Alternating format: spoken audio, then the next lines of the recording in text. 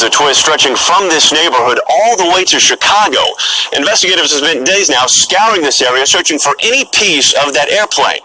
Now the attention's turning to the man at the controls and figuring out just exactly who he was. It's the deadly plummet caught on camera, a plane breaking apart mid-air before crashing into a Yorba Linda home, killing 4 people inside. In a backyard, crews found the plane's cabin and the body of the pilot, 75-year-old Antonio Pastini.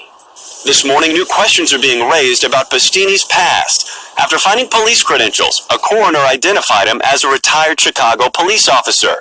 But the Chicago PD telling NBC News they have no record of anyone by either name ever being a police officer in Chicago. And upon further review, the credential appears to be fictitiously created.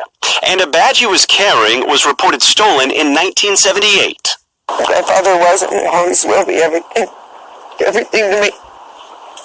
Pastini's daughter described him as a caring father and experienced pilot, saying he'd fly from his Nevada home to visit often.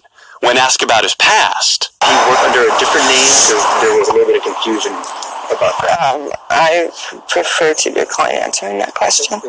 Prior to Sunday's crash, the FAA reports Pastini had a clean flight record.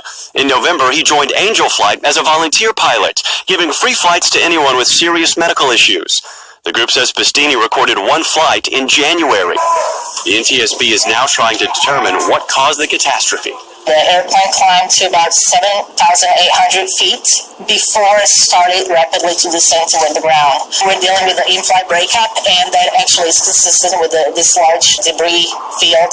The alternator broke free and shot through this window and went through that wall into the bathroom.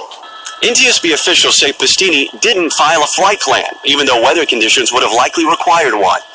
For neighbors now facing a debris field hitting more than a dozen homes, the frightening aftermath now fully realized. This could have turned into a huge disaster for the entire neighborhood.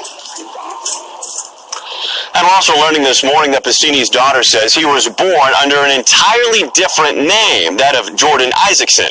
Meanwhile, a vigil is held for the 4 other people killed in this neighborhood later on Thursday.